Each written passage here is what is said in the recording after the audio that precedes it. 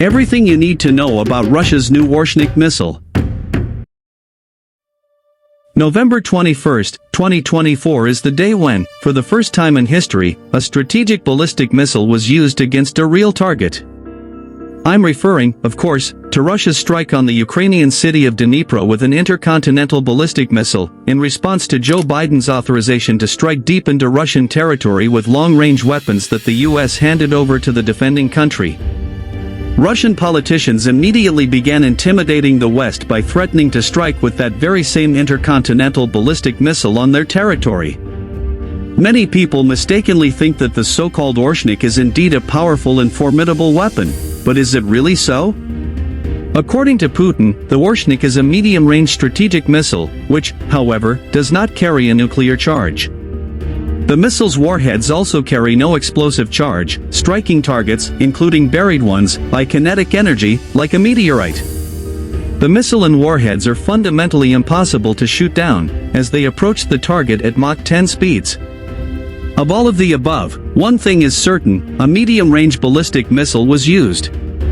From the information that is now available on the internet, and from what Putin himself said, we can conclude that Oreshnik is not really a super-powerful weapon.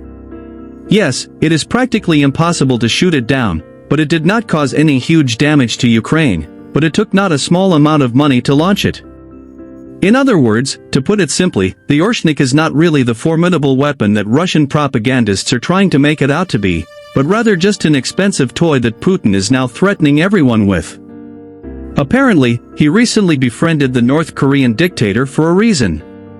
They both have a fondness for oblong objects. Okay, that's not what this is about today.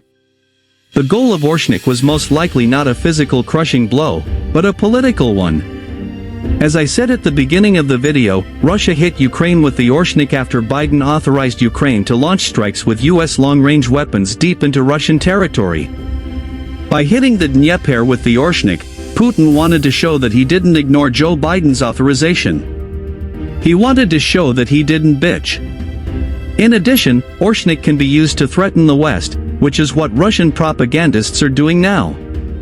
Yes, people who know about politics and actively follow everything that is going on in the world realize that Russia's new development is nothing special, and they also realize that Russia as a whole can't launch any kind of strike against the West. I talked more about this in the last video. If anything, the clue to it is above. Be sure to watch it. But do ordinary people understand all of the above? I doubt it. That's why I created this video. Russia continues to intimidate Ukraine and the West.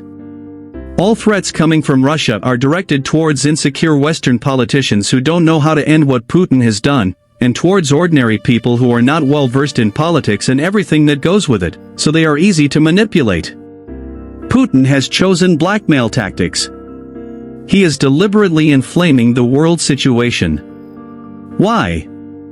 Well, first of all, Putin wants to show that he is not an empty place and that he is still influential. And secondly, by intimidating the citizens of Ukraine and Western countries, he plays on that feeling with which it is easiest to control people's minds. Fear.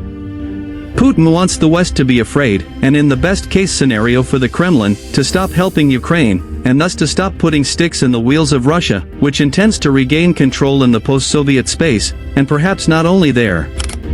It is not for nothing that he once said, Russia's borders do not end anywhere.